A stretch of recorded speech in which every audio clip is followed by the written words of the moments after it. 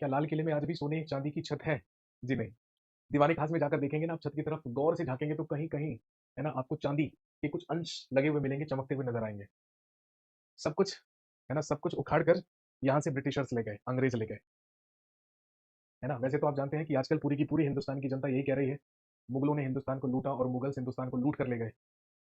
है ना, लेकिन आजकल की जो हमारी जनरेशन है, आजकल के जो हमारे लोग हैं देश में, वो सारे के सारे व्हाट्सएप यूनिवर्सिटी से ग्रेजुएशन, पोस्ट ग्रेजुएशन करने वाले लोग हैं।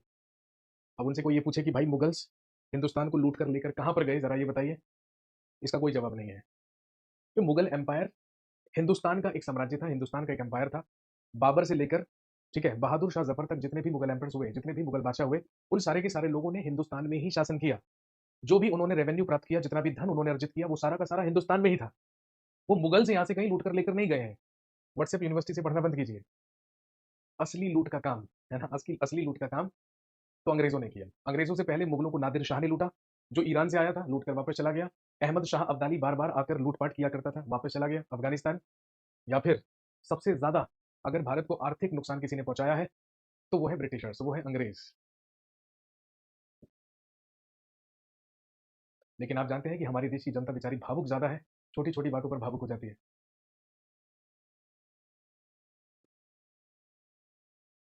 कोई डायरेक्टर कोई मूवी बना दे, ठीक है, उस मूवी का कोई मतलब विचलित कर देने वाला कोई दृश्य देख ले, तो भावुक हो जाते हैं हम लोग। Sir what about Somnath temple? मेरे भाई, सोमनाथ टेम्पल, सोमनाथ मंदिर को महमूद गजनवी ने आकर लूटा था। Mahmud Ghaznavi was ruler of Ghazni in Afghanistan. He was not at all Mughal. Hindustan की जनता से अपील है कि महमूद गजनवी को लुटेरा बोलिए। अच्छी बात है, सुनने में अच्छा लगेगा, सत्य है, सत्य बात है बिल्कुल।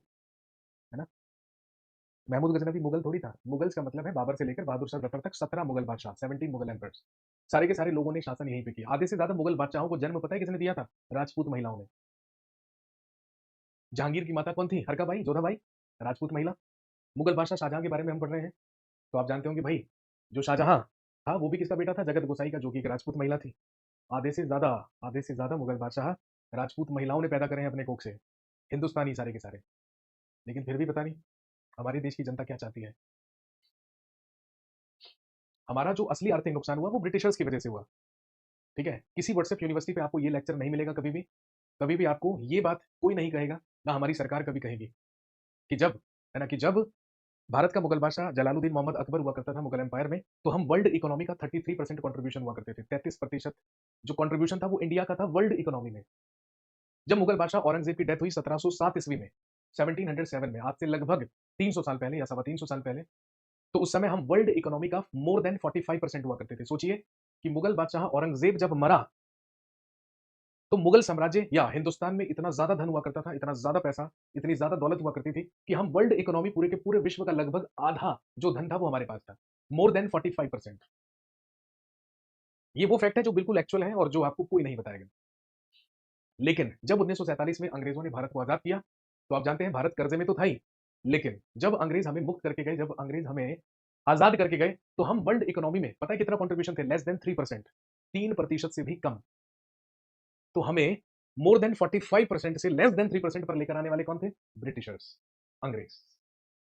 है ना, हर कोई चाहता है ना, हर कोई हिंदुस्तानी चाहता है यार कभी मौका मिलेगा तो लंदन घूम कर जाएंगे, है ना, लंदन घूम के आएंगे यार कभी। तो ये जो यूनाइटेड किंगडम, ये जो लंदन, ये जो इंग्लैंड की शान शौकत है ना, ये जो अमीरी है ब्रिटेन के रॉयल परिवार की, ये सारी की सारी अमीरी हमारी ही देन है भाई। ये सारी की सारी देन जो है वो हमारी है। हमारा ही धन पहुंचा है कहां पर? ब्रिटेन में। हमारा डी इंडस्ट्रियलाइजेशन करके ही अपना इंडस्ट्रियलाइजेशन किसने किया है?